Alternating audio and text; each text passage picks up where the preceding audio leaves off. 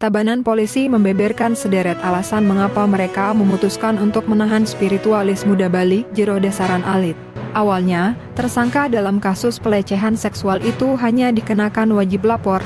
Namun, mulai Jumat, 29 Desember 2023, lelaki yang bernama asli Kadek Dwi Arnata itu resmi dijebloskan ke ruang tahanan Polres Tabanan. Sudah ditetapkan tersangka. Dia ditahan sejak Jumat, tanggal 29 Desember 2023, siang sekitar pukul 13.30 WITA, kata Kasat Reskrim Polres Tabanan, AKPI Komang Agus Darmayana, Sabtu, 30 Desember 2023.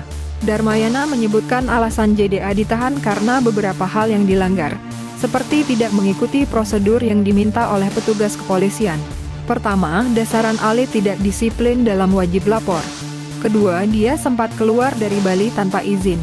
Ketiga, menghambat proses penyidikan tahap 2. Dan terakhir, polisi khawatir Dasaran Alit melarikan diri. Dia tidak memenuhi kewajiban untuk wajib lapor, sempat keluar provinsi tanpa seizin dan sepengetahuan penyidik, menghambat proses penyidikan terkait tahap 2, dan dikhawatirkan melarikan diri, terangnya. Dalam hal ini, Dasaran Alit sudah melanggar aturan yang diminta oleh petugas kepolisian.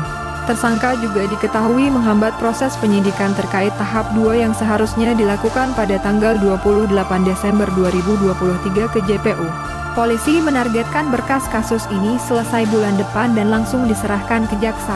Sementara itu, jero Dasaran Alit ditetapkan sebagai tersangka karena diduga melakukan pelecehan seksual terhadap seorang gadis asal Buleleng. Gadis itu dicabuli di kos-kosan di sana. Kaget dengan adanya tambahan pasal sebelumnya, Dasaran Alit mengaku kaget setelah diperiksa ulang oleh penyidik Polres Tabanan, Kamis, dalam kurung, 23 November 2023. Dia dijerat dengan tambahan 3 pasal primer. Ia sempat meminta penyidik agar dicarikan pasal hukuman mati kepadanya. Hal itu dia ungkapkan setelah proses penyidikan di unit PPA Satreskrim Polres Tabanan. Saya katakan malah, kalau memang penyidik maupun kejaksaan memberi pasal itu, yang lebih memberatkan dari pasal pertama. Saya katakan saja tadi kenapa tidak carikan pasal yang ada hukuman mati saja. Kalau ada hukuman mati, ujar Dasaran Alit, pemeriksaan tambahan dilakukan guna memenuhi kelengkapan berkas perkara sesuai petunjuk jaksa penuntut umum.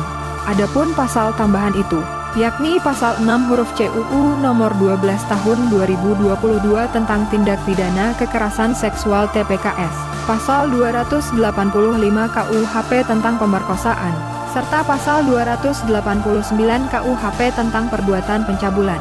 Dasaran Alit mengaku kaget atas penambahan 3 pasal ini. Ia menilai penambahan pasal ini seakan dipaksakan agar ia dapat dijerat dengan hukuman yang lebih berat. Hal yang disampaikannya ini mengingat saat pra-peradilan, Dasaran Alit menyebut keterangan dari korban tidak ada ancaman atau kekerasan, maupun pemaksaan oleh tersangka.